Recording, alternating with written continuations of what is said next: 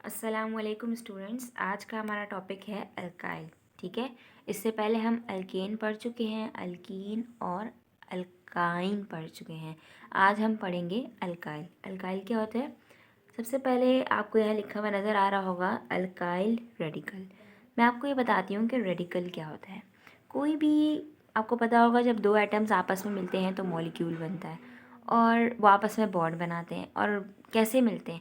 एक एक इलेक्ट्रॉन देता है, दूसरा दूसरा इलेक्ट्रॉन देता है और दोनों मिलके क्या बना लेते हैं? कोवेलेंट बॉन्ड बना लेते हैं। अभी हम सिर्फ कोवेलेंट बॉन्ड की यहाँ पे बात करेंगे क्योंकि हम ऑर्गेनिक केमिस्ट्री पढ़ रहे हैं, तो वो आपस में मिलके कोवेलेंट बॉन्ड बना देते हैं। ये भी आपको पता होगा, first year chemistry chapter number 4 में आपने पढ़ा होगा कि कोवेलेंट बॉन्ड क्या होता है। कोवेलेंट बॉन्ड जो होता है वो म्यूचुअल शेयरिंग होती है।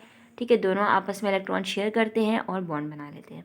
तो अगर फॉर एग्जांपल कोई एटम हो, कोई मॉलिक्यूल हो और उसने कोई भी, उसके पास जितनी कैपेसिटी थी इलेक्ट्रॉन की लेने की और जितने बॉन्ड बनाने की, उसमें से उसका कोई कमी रह गई।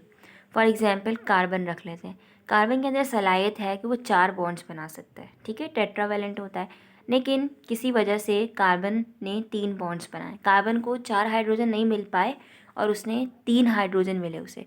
तो उसका एक इलेक्ट्रॉन जो होगा वो रह जाएगा, है ना। वो इंतज़ार में होगा कि कहीं से हाइड्रोजन मिले या कोई और मॉलिक्यूल मिले और मैं उसके साथ अपना बॉन्ड बना लूँ। ठीक है, तो हम उसे क्या कहेंगे कि ये रेडिकल है। तो हम ऐसे कार्बन को क्या कहेंगे? उसको हम कहेंगे रेडिकल है। यानी ये इसका एक इलेक्ट्रॉन जो है वो अनपेयर है और वो चाह रहा है कि वो किसी के साथ पेयर हो जाए। तो ऐसे कंपाउंड्स को हम क्या कहते हैं? रेडिकल्स कहते हैं। अब बात आती है अल्काइल की। अल्काइल क्या होते हैं? जब भी हम अल्केन में से कोई भी अल्केन हम पढ़ चुके हैं, methane, ethane, propane, butane, hexane, pentane and so on.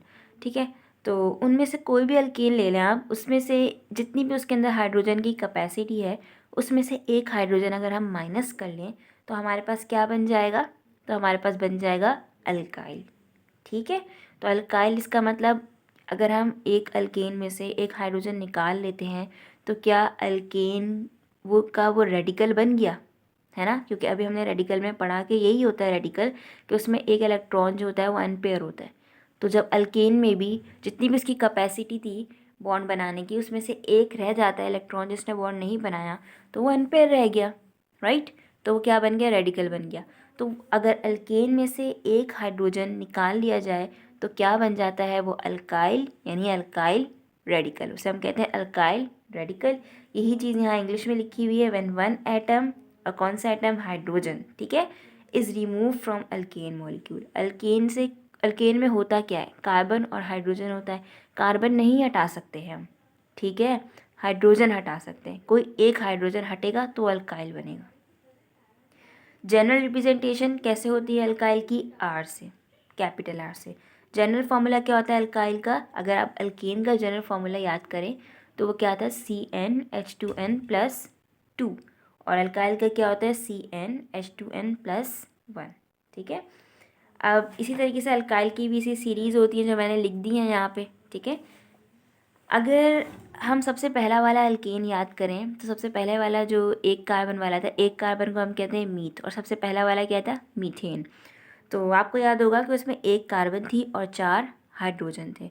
लेकिन अभी मैंने ये बताया कि हम उसमें से कोई एक हाइड्रोजन निकाल लेंगे। तो अगर मैं मीथेन में से एक हाइड्रोजन निकाल लूँ तो कितने बचेंगे उसके अंदर? पहले 4 थे, अब कितने बचेंगे? 3 बचेंगे।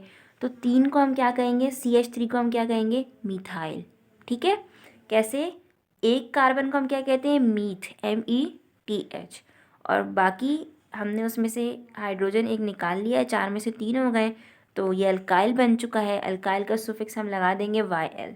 ठीक है, तो यहाँ पे YL आ जाएगा। ये E मैंने लिख दिया गलती से, इसको मैंने यहाँ पे कट कर दिया। ठीक है, खाली YL आएगा, तो क्या बन जाएगा? मिथाइल। इसी तरीके से हम C2 पे जाएंगे। तो इथेन में अगर आपको याद हो तो इथेन में हमारे पास इथेन का फॉर्मूला क्या था? C2H6 था। ठीक है, इससे भी हम एक हाइड्रोजन निकाल लें अगर, तो C2 क्या रह जाएगा? C2H5। और हम 2 कार्बन को कहते हैं ईथ, ठीक है, और आगे इसका सुफिक्स लगाएंगे YL, तो क्या बन जाएगा? Ethyl, methyl, ethyl. ठीक है, इसी तरीके से ये सारे होंगे। अब मैं आपको इसके नंबर ऑफ़ हाइड्रोजन इस फॉर्मूले से निकालना बता देती हूँ। वैसे तो अब तक आप लोगों को आ चुका होगा क्योंकि हम काफ़ी टाइम निकाल चुके हैं, लेकिन एक दफ़ा फिर से मैं एक रिव्यू करवा देती हूँ। CnH2n+1 हमें किसका निकालना है? हमें थर्ड वाले कार्बन का निकालना है कि इसमें कितने हाइड्रोजन हैं। तो नंबर ऑफ़ कार्बन कितने? 3, तो मैंने यहाँ लिख दिया n की जगह 3 और हाइड्रोजन 2 और n की जगह 3 + 1, 3 2 = 6 + 1, तो ये कितने हो गए? 7। ठीक है, इसका मतलब C3H इसमें कितने आएंगे? 7। अब अगर आप जल्दी से अल्केन का टॉपिक निकालें और उसकी सीरीज़ चेक करें तो उसमें C3 यानी जो प्रोपेन था उसका फॉर्मूला क्या होगा? C3H8। ठीक है, लेकिन हमने उसमें से एक निकाला है, जाहिर सी बात है, तभी तो वो अल्काइल बना। तो इसमें कितना कितना हाइड्रोजन है? C3H7। इसका नाम क्या होगा? प्रोपाइल। इसी तरीके से ये सब इस फॉर्मूले के तहत निकाले जाएंगे। मैं आपको डायरेक्ट बता रही हूँ, ठीक है, आपने इसको निकालना है ताकि आपकी इस टॉपिक पे कमांड आए आपको और आपका ये पक्का टॉपिक हो जाए। ठीक है,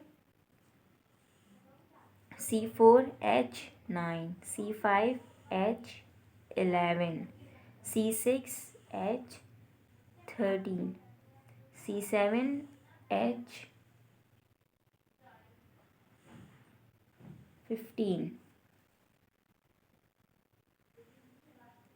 C8H17, C9H19 and C10H21। इनके नाम लिख देते हैं हम। 4 कार्बन को क्या कहते थे? ब्यूट, और आगे इसका सुफिक्स लगाया तो ब्यूटाइल। इसी तरीके से इसके आगे pentyl, hexyl, heptyl, octyl, nonyl and decyl. अगर आपने मेरे अल्केन, अल्कीन और अल्काइन के और ऑर्गेनिक केमिस्ट्री के इंट्रो के लेक्चर्स अटेंड नहीं करे हैं तो यकीनन आपको इस टॉपिक को समझने में प्रॉब्लम हो रही होगी। आप मेरे पेज पे नीचे जाके या मेरे यूट्यूब चैनल जो रीम स्टडी प्रोजेक्ट के नाम से है उसमें जाके आप उसको अटेंड कर सकते हैं। ठीक है, इससे आपको फ़ायदा होगा और आपको ये टॉपिक पे बिल्कुल ईजीली समझ आ जाएगा। ठीक है स्टूडेंट्स, अब हम चलते हैं इसके स्ट्रक्चर्स की तरफ। स्ट्रक्चर बनाना है हमें इसका।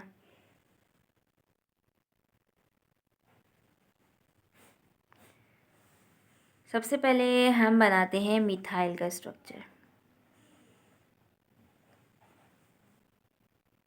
फॉर्मूला क्या है? CH3।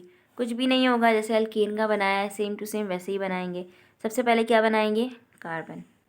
ठीक है, कितने हाइड्रोजन लगाएंगे? 3 हाइड्रोजन लगा देंगे इसके साथ। ठीक है, अब आप ये देखें कि कार्बन की एक बॉन्ड कितने बॉन्ड बना सकता है कार्बन? 4 बना सकता है, और इसने कितने बनाए? अभी 3 बनाए।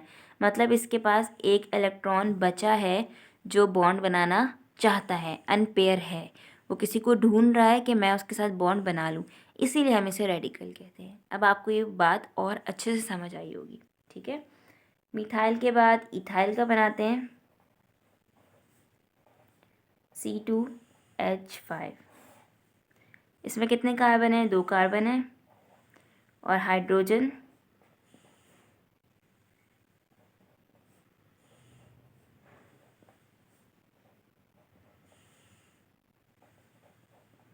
अब काउंट करें कितने में? 1 2 3 4 5। ठीक है, 5 हाइड्रोजन हो गए। इस कार्बन के लिए हाइड्रोजन नहीं बचा, मतलब इसको हाइड्रोजन नहीं मिला। इसके पास एक इलेक्ट्रॉन पेयर है, ये जो आपको डॉट नज़र आ रहा है, जो मैंने डॉट बनाया है, इससे मैं ये शो कर रही हूँ कि इसके पास एक इलेक्ट्रॉन है जो चाहता है कि वो पेयर हो जाए किसी के साथ। ठीक है, यानी जब भी हम इसे कह रहे हैं कि ये अल्काइल रेडिकल है। ठीक है स्टूडेंट्स, इसी तरीके से आपने इन सब के स्ट्रक्चर्स बनाने हैं। मैं उम्मीद करती हूँ कि आप इजीली बना लेंगे। बहुत ही इजी टॉपिक है, और चूँकि स्टार्ट से हम अल्केन, अल्कीन, अल्काइन का बनाते हुए आ रहे हैं तो ये बिल्कुल आपको बिल्कुल भी टाइम नहीं लगेगा इसको बनाने में। ठीक है, लेकिन अगर आपको कोई प्रॉब्लम आए तो feel free to inbox me. Okay, मेरे फेसबुक पे पेज है रीम स्टडी प्रोजेक्ट के नाम पे, आप मुझे उसमें इनबॉक्स करके पूछ सकते हैं, नहीं तो आप कमेंट सेक्शन में भी पूछ सकते हैं मुझसे। Thank you very much. अल्लाह हाफिज़।